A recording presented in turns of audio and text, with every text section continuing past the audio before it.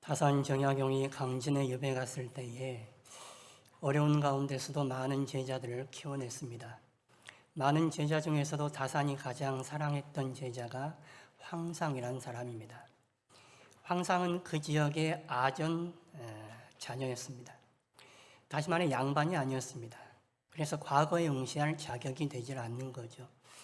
다산이 그의 재주를 아껴서 경전 연구를 시키기보다는 시를 짓게 했습니다. 경전을 연구하다가 과거를 볼 수 없는 자신의 신세를 한탄하고 자포자기에 빠질까봐 자기의 재능을 살려 시를 짓게 만든 것입니다. 그 황상이 지은 시를 통해 다산이 많은 기쁨을 얻었고, 다산 사후에는 그 유명한 시 때문에 중앙의 인사들과 교류할 정도로 황상이 유명해졌습니다. 황상이 쓴 치원유고라는 책에 보면 송아지 노래라는 시가 있습니다. 송아지가 어미 속여 젖을 먹는데 그 귀는 어이저리 젖어 있는가? 어미 누워 마음으로 송아지를 아껴 송아지 가니 어미 울음 다급도 하다.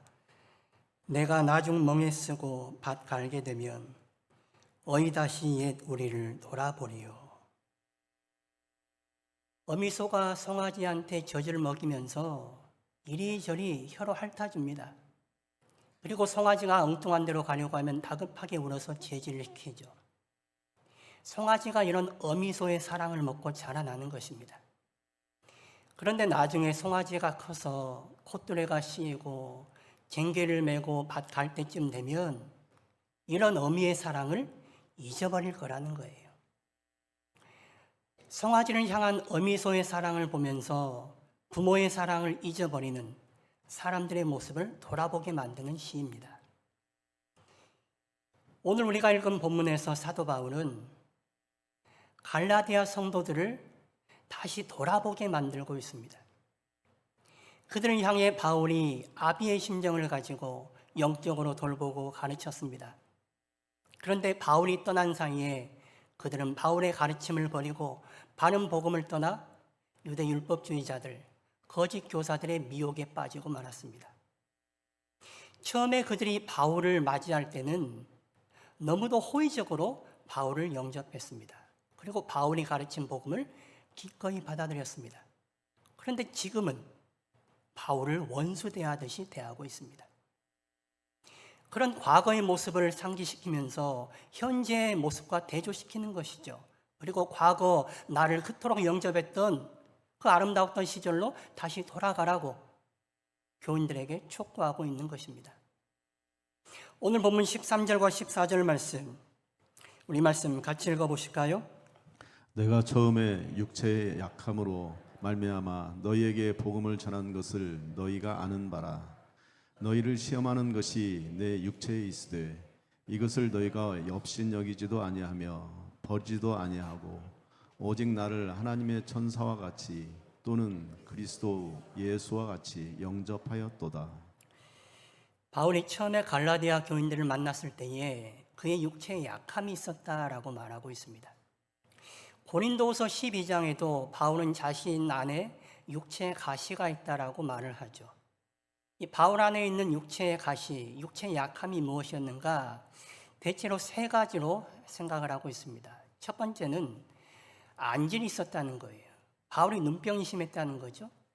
다메섹 도상에서 빛으로 오신 예수님을 만나고 나서 그의 눈이 상당히 안 좋아졌다는 것을 생각해 볼 수 있습니다. 그래서 바울이 서신을 쓸 때는 늘 큰 글씨로 쓴다. 때로는 자신이 직접 쓸 수 없어서 자신이 말을 불러주고 남에게 대피를 시켜서 서신을 쓰게 만들었습니다. 그런 걸로 봤을 때 바울의 눈이 상당히 연약하지 않았는가 생각을 하는 것이고, 또 두 번째 생각하는 것은 바울에게 간질이 있지 않았는가, 정신착란증이 있지 않았는가라고 생각하는 것입니다. 세 번째, 또 요즘 많이 설득력을 얻고 있는 설은 바울이 말라리아 풍토병에 걸렸다라고 하는 것이죠. 사도행전 13장을 보시면 바울이 버가를 떠나서 비시디아 안디옥으로 올라갔다라는 기록이 있습니다. 갈라디아 지역으로 갔습니다. 이 버가라는 곳은 지중해 연안에 있는 저지대 습한 곳입니다. 거기에는 당시에 말라리아가 풍토병처럼 유행하고 있었습니다. 거기서 바울이 말라리아에 걸린 건 아닌가 싶은 거예요. 말라리아의 그 고통을 안고 선교를 위해 내륙으로 올라간 것이죠. 말라리아에 걸리면 두통과 고열에 시달립니다. 그리고 때로는 간질, 발작이 일어나곤 합니다. 여러분, 간질 증세를 보셨는지 모르지만 간질 증세는 귀신 들린 것과 비슷한 증세를 보입니다. 주의 종이, 주의 사역자가 간질에 걸려서 귀신 들린 것처럼 모습을 보인다면 이거는 시험거리입니다. 갈라디아 교인들이 바울을 처음 접했을 때에 그런 연약한 모습을 본 것입니다. 그들이 바울을 보고 충분히 시험에 들 수 있었음에도 불구하고 그들은 바울을 귀하게 여겼습니다. 어느 정도로 귀하게 영접했느냐? 하나님의 천사로 대했습니다. 또는 그리스도 예수와 같이 대했다라고 말하고 있습니다. 사도 바울이 연약함에도 불구하고 그렇게 바울을 영접하고 사랑했습니다. 그리고 그가 가르친 복음을 기꺼이 받아들였습니다. 그랬던 갈라디아 교인들이 지금은 달라져 있다는 거예요. 오늘 본문 15절과 16절 말씀도 같이 읽어보실까요? 너희의 복이 지금 어디 있느냐? 내가 너희에게 증언하노니 너희가 할 수만 있었더라면 너희의 눈이라도 빼어 나에게 주었으리라. 그런즉 내가 너희에게 참된 말을 함으로 원수가 되었느냐? 15절 하반절에 보시면 너희가 할 수만 있었더라면 너희의 눈이라도 빼어서 나에게 주었으리라. 너희가 그 정도로 나를 사랑하지 않았느냐? 그 정도로 나를 위해 헌신하지 않았느냐? 그랬던 너희들이 왜 지금은 변했느냐는 거예요. 15절 상반절에 너희의 복이 지금은 어디 있느냐? 그토록 하나님께 복 받을 일을 했던 너희들이 지금은 왜 그렇게 변했느냐라고 말하는 것이죠. 그리고 16절에 내가 너희에게 참된 말을 함으로, 내가 너희에게 진리를 말함으로 너희와 내가 원수가 되었느냐? 답답하고 안타까운 심정을 토로하고 있는 것입니다. 처음에는 갈라디아 교인들이 바울의 연약함에도 불구하고 바울을 극진하게 사랑하고 헌신했습니다. 그리고 바울의 말이라면 모든 것을 다 받아들인 것입니다. 그리고 복음 안에서 진리 안에 거하게 되었습니다. 그런데 지금은 바울의 진리의 말씀을 전해도 그 말을 들으려 하지 않습니다. 오히려 원수처럼 여기고 있습니다. 그토록 좋았던 바울과 갈라디아 교인의 그 사이가 왜 이렇게 원수처럼 틀어지고 만 것입니까?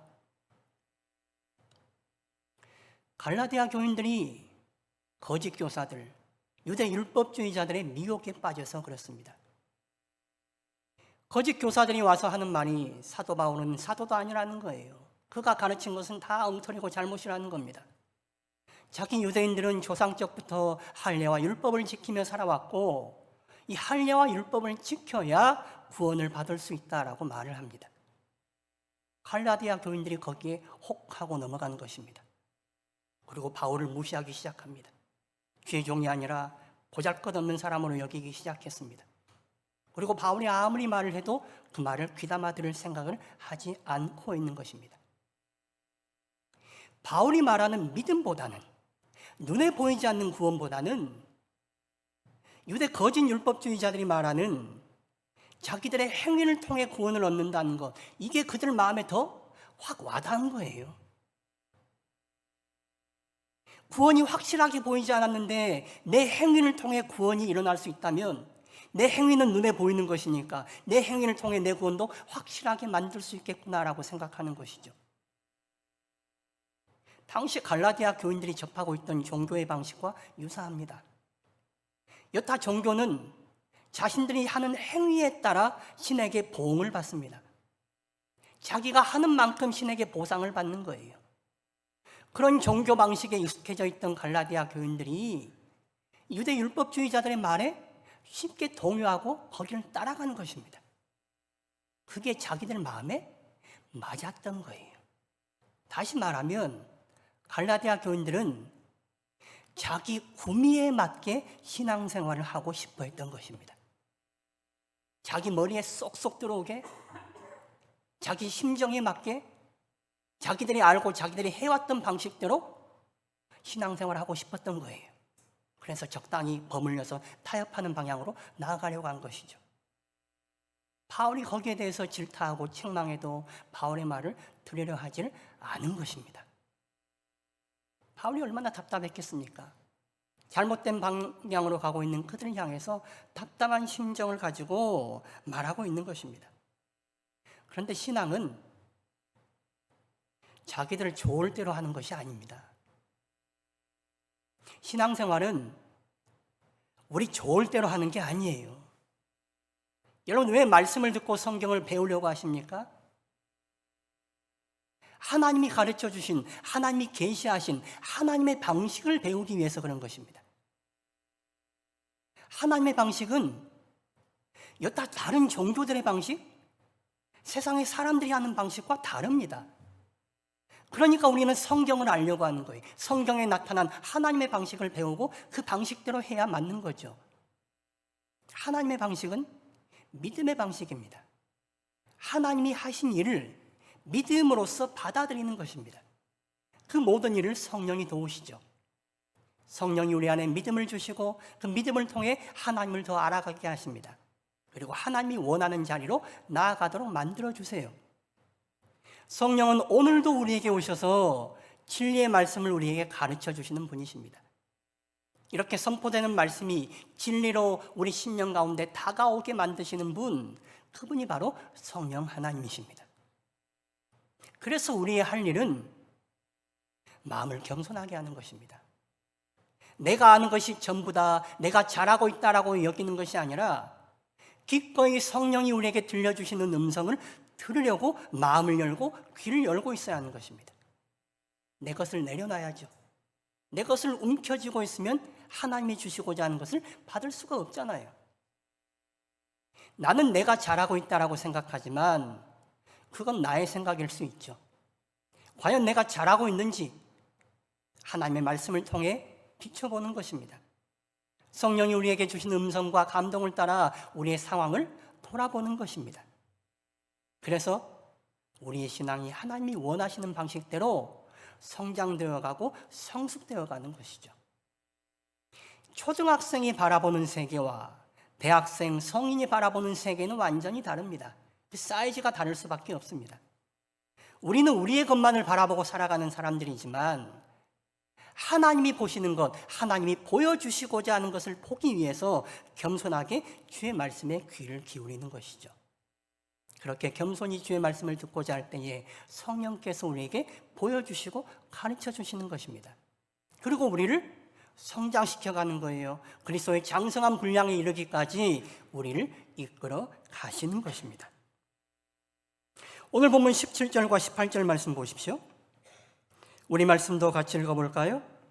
그들이 너희에게 대하여 열심내는 것은 좋은 뜻이 아니요 오직 너희를 이간시켜 너희로 그들에게 대하여 열심을 내게 하려 함이라. 좋은 일에 대하여 열심으로 사모함을 받음은 내가 너희를 대하였을 뿐만 아니라 때뿐 아니라 언제든지 좋으니라. 여기서 그들은 할 때 그들은 유대 율법주의자들, 거짓 교사들을 가리키는 것이죠. 그들은 잘못된 데 열심 내고 있다는 거예요. 그들 자체가 잘못되어 있는데 그들이 너희를 또한 잘못된 방향으로 이끌어가고 있다라고 말하는 것이죠. 잘못된 사람이 잘못된 열심을 내면 더 크게 잘못되는 것입니다. 사도 바울이 이것을 경험해 봤던 사람 아닙니까? 사도 바울도 처음에는 잘못된 열심을 가지고 있었던 사람이었습니다. 교회를 핍박하고 스데반 집사를 죽이는데 앞장섰던 사람이었습니다. 열심히 잘못된 것이었던 거죠. 우리가 열심 내는 것도 중요하지만 더 중요한 것은 방향을 잘 잡는 것입니다. 방향이 잘못되어 있는데 잘못된 방향에 열심 내면 그 열심이 이상한 방향으로, 오히려 문제를 키우는 방향으로 갑니다. 그래서 우리는 늘 우리의 방향을 점검해야 돼요. 우리의 방향이 바른 방향을 향하도록 점검하고 조정해야 되는 것이죠. 그것을 무엇으로 조정하겠습니까? 내 생각으로요? 내 가치관, 세상의 것들로요? 그게 아닙니다. 하나님의 진리의 말씀으로 우리의 삶의 방향을 조정하는 것입니다. 그래서 우리는 진리의 말씀에 늘 열려 있어야 되고 겸손해야 합니다. 끼어 있어야 합니다. 그렇게 진리의 말씀을 겸손하게 받아들일 때에 우리는 바른 방향을 향해 바르게 열심 내고 살아갈 수가 있는 것이죠. 바울은 갈라디아 교인들이 바른 방향으로 가도록 하기 위해서 열심을 내고 있습니다. 좋은 일에 열심 내고 있는 것이죠. 그처럼 갈라디아 교인들도 바른 방향으로 가도록 열심 내라는 거예요. 거짓 교사들이 말하는 그 잘못된 가르침에 빠져서 너희들 구미에 맞는 대로 신앙생활 하려는 잘못된 열심으로 나아가지 말고 내가 전하는 바른 복음을 통해 진리의 말씀을 통해 너희의 방향을 바르게 하고 바르게 나아가도록 바른데 옳은데 좋은데 열심 내라라고 말하는 것입니다. 다윗이 우리아의 아내 밧세바와 간음을 합니다. 그리고 그 사이에 아이가 생기죠. 이것을 은폐하기 위해서 다윗이 치밀하게 계획을 세웁니다. 전장에 있던 우리아를 예루살렘으로 호출을 합니다. 그리고 아내와 잠자리를 갖도록 종용을 하죠. 그런데 충직한 이 우리아는 부하와 동료들이 전장터에서 수고하고 있는데 나 혼자 편히 지낼 수 없다 생각하고는 아내 곁에 가지 않았습니다. 그리고 다시 전장터로 돌아갔습니다. 다윗 입장에서는 난감해졌습니다. 이제 우리아를 제거할 계획을 세웁니다. 주도 면밀하게 계획을 세워서 결국 우리아를 죽입니다. 우리아가 죽고 난 다음에 그 아내 밧세바를 자기 여자로 취하죠. 하나님을 잘 섬겼던 믿음의 사람이었던 다윗이 이런 악한 일을 저질렀다는 게 선뜻 이해가 되지 않습니다. 그런데 이게 인간의 본 모습입니다. 우리의 생각, 우리의 바람, 우리의 욕망이 잘못된 방향을 잡으면 거기로 가는 거예요. 우리가 흔히 하는 말로 사람이 뭔가에 꽂히면 그 꽂히는 것을 향해서 가는 것입니다. 잘못된 곳에 꽂히면 잘못된 방향으로 가서 죄에 짓는 것이죠. 다윗이 자기의 생각과 자기의 바람, 자기의 욕망을 주체하지 못한 것입니다. 브레이크를 걸지 못했어요. 브레이크가 고장나 버렸어요. 그래서 죄로 빠져버린 것입니다. 그런데 다윗의 위대한 점이 어디에 있었는지 아십니까? 나단 선지자가 그의 죄를 밝혔을 때에 그가 그 말씀을 들었다는 거예요. 우리아를 주도 면밀하게 죽였던 다윗이 그 선지자 하나 몰래 제거하는 것 어려운 일이 아니었을 것입니다. 그런데 그는 하나님의 말씀을 무겁게 여기는 사람이었습니다. 주의 종을 통하여 나오는 하나님의 말씀을 무겁게 여기고 그 말씀에 반응했습니다. 그리고 그 말씀을 따라 자기의 생각과 바람과 욕망이 흐르는 그 방향을 브레이크를 건 것입니다. 하나님의 말씀이 그에게 브레이크로 작동하고 있었다는 거예요. 성도 여러분, 하나님의 말씀이 여러분의 생각과 삶에 브레이크로 작동할 수 있기를 바랍니다. 우리는 생각과 바람이 엉뚱한 길로 갈 수 있는 존재들이에요. 늘 하나님을 벗어나려고 하는 죄 짓는 존재들입니다. 죄 짓는 건 사실 별거 아닐는지 몰라요, 우리 인간들에게. 그런데 중요한 건 뭐냐? 하나님의 말씀 앞에 겸손히 브레이크 잡을 수 있느냐? 그 말씀 앞에 엎드릴 수 있느냐? 그게 믿음의 사람이냐 아니냐의 차이죠. 하나님이 다윗이 엄청난 죄를 저질렀음에도 불구하고 그를 여전히 사랑하고 아꼈던 이유는 그가 말씀 앞에 겸손한 사람이었기 때문에 그렇습니다. 그는 하나님의 말씀이라면 기꺼이 자기의 생각과 자기의 바람과 자기의 욕망, 자기가 가려는 방향을 멈출 줄 아는 사람이었습니다. 그 자리에서 브레이크 걸 수 있는 사람이었습니다. 그렇게 겸손히 주님 앞에 있을 때에 하나님이 그를 사용하시고 그를 기뻐한 것이죠. 우리는 좋은 일에 열심 내야 합니다. 잘못된 것, 우리의 생각, 우리의 가치, 세상의 것들에 열심 내려 하는 것이 아니라 주의 말씀을 듣는 일에, 그 말씀에 우리를 맞추는 일에 열심 내며 살아가야 합니다. 그렇게 좋은 것에 맞추고 살아갈 때에 우리가 주님이 원하는 모습대로 변화되어 갈 수 있는 것이죠. 주님은 우리가 이 모습 이대로 머물러 있기를 원치 않으십니다. 우리가 더 성장하기를 원하십니다. 성숙해 가기를 원하십니다. 그리스도의 장성한 분량에 이르기까지 우리가 변화되어 가기를 원하시는 거예요. 그래서 주님은 여전히 우리에게 말씀으로 다가오십니다. 말씀을 우리에게 주십니다. 그 말씀을 우리는 겸손히 들을 수 있어야 하는 것이죠. 갈라디아 교인들이 처음에는 그 말씀을 겸손하게 받았다가 이제는 그 말씀을 받으려 하지 않고 있습니다. 그 말씀을 전하는 주의 종인 사도 바울조차도 원수로 여기고 있습니다. 더 이상 그런 말 하지 말라는 거예요. 듣기 싫다는 것이죠. 우리도 이제 컸는데 알 것 다 아는데 자기 원하는 대로 가겠다는 거예요. 그러나 바울은 그들이 잘못된 방향을 가는 데에 안타까워하며 계속해서 진리의 말씀을 전하려고 열심내고 있는 것입니다. 갈라디아 교인들 역시 그 진리의 말씀을 듣고 바른 방향으로 좋은 길로 가기를, 좋은 일에 열심내기를 촉구하고 있는 것이죠. 오늘 본문 19절 말씀 같이 읽어보실까요? 나의 자녀들아 너희 속에 그리스도의 형상을 이루기까지 다시 너희를 위하여 해산하는 수고를 하노니. 바울이 그리스도의 형상이 이루어지기까지 내가 다시 수고하겠다라고 말하고 있습니다. 어쩌면 갈라디아 교인들을 처음 만났을 때보다 상태가 더 안 좋아졌습니다. 처음 만났을 때는 그대로 그나마 겸손하고 부드러웠는데 지금은 마음이 완전히 닫혀 있습니다. 완악해져 있습니다. 거부하고 있습니다. 처음부터, 아니 그 전으로 돌아가서 더 수고해야 할 참입니다. 그러나 그렇게 하겠다는 거예요. 너희 안에 그리스도의 형상이 이루어지기까지 나는 해산하는 수고를 마지 않고 하겠다라고 말하고 있습니다.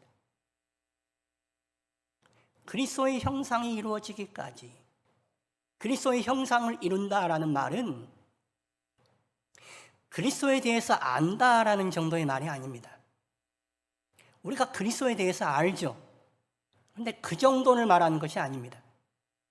그리스도와 영적으로, 인격적으로 온전히 연합되어서 그리스도를 우리의 삶의 주관자로 모시고 그리스도께서 인도하심을 따라서 살아가겠다라고 하는 것이 그리스도의 형상이 이루어진다라는 말입니다. 갈라디아 교인 여러분들이 완전히 모르는 사람들도 아니고 뭘 알긴 아는데 잘못 알고 있다는 것이죠.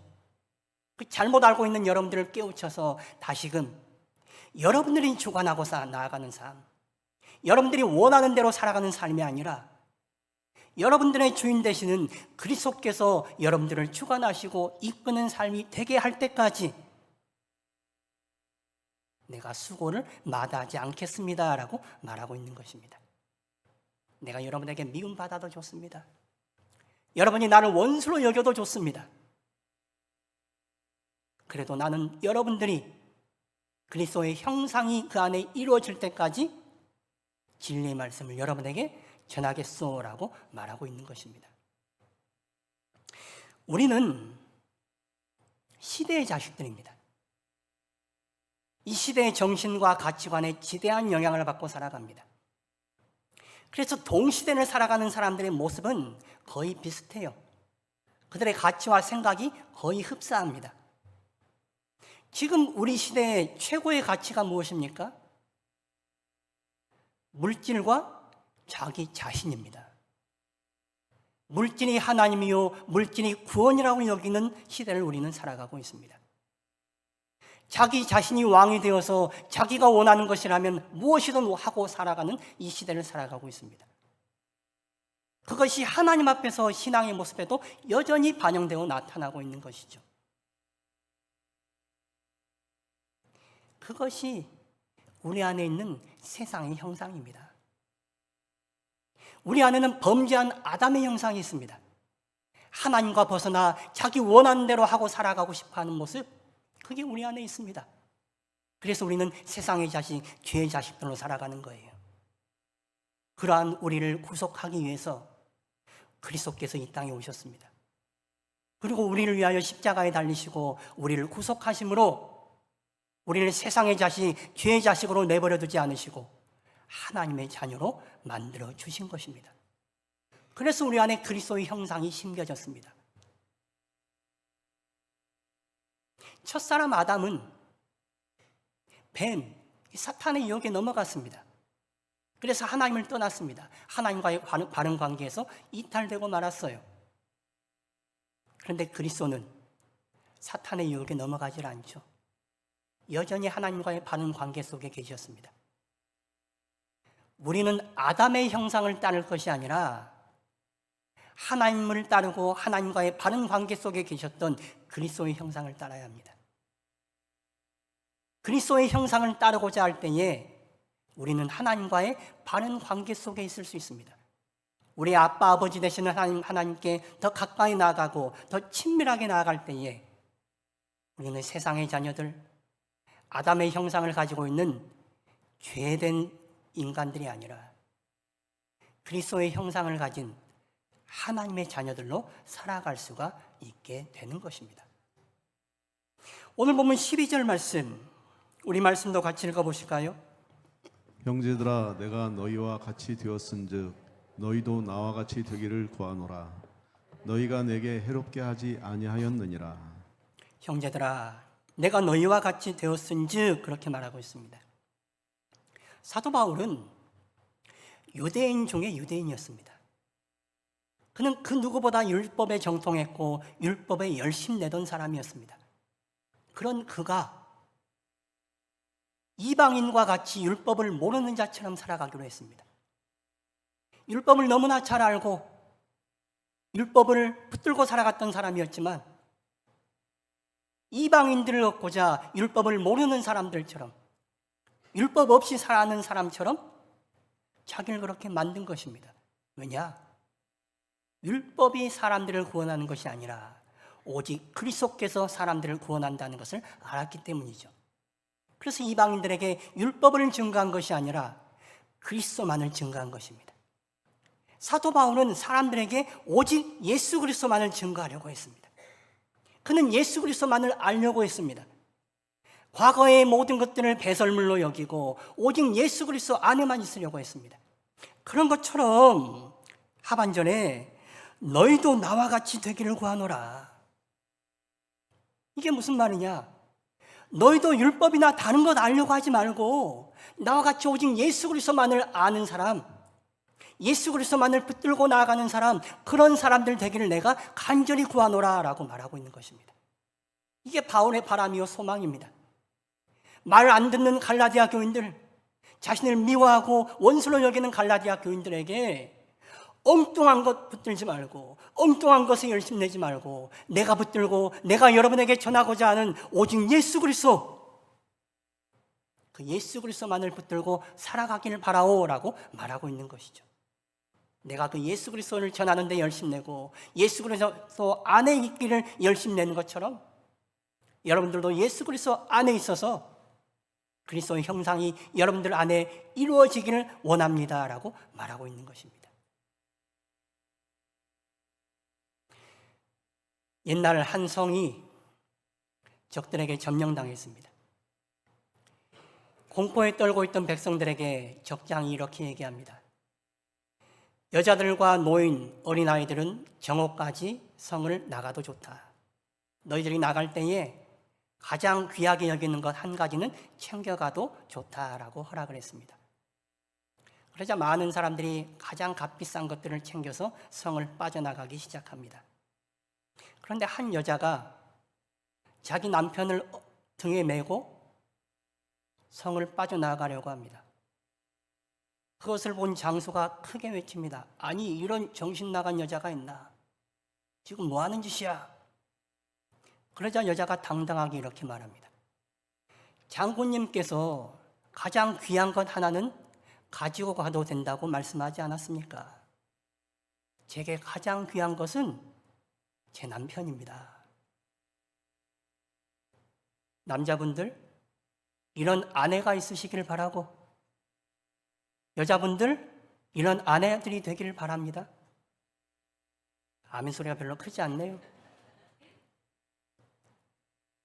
여러분이 이 상황이라면 무엇을 챙기시겠습니까? 여러분들에게 가장 귀한 보물은 무엇입니까? 우리의 신랑 되신 예수 그리스도, 그분이 우리의 보물 아닙니까? 다른 것 다 못 챙겨도, 다른 것 다 놓쳐도 우리의 보물 되시는 신랑 예수 그리스도 결코 놓치지 마시고 꼭 붙드시기를 바랍니다. 그 예수 그리스도를 붙들고 예수 그리스도 안에 있을 때에 우리 안에 그리스도의 형상이 이루어질 것입니다. 자기 자신을 따르고 자기를 위한 자기 형상 안에 머무는 것이 아니라 우리를 구원으로 이끌고 우리를 하나님의 자녀로 살게 만드는 그리스도의 형상이 우리 안에 이루어져야 합니다.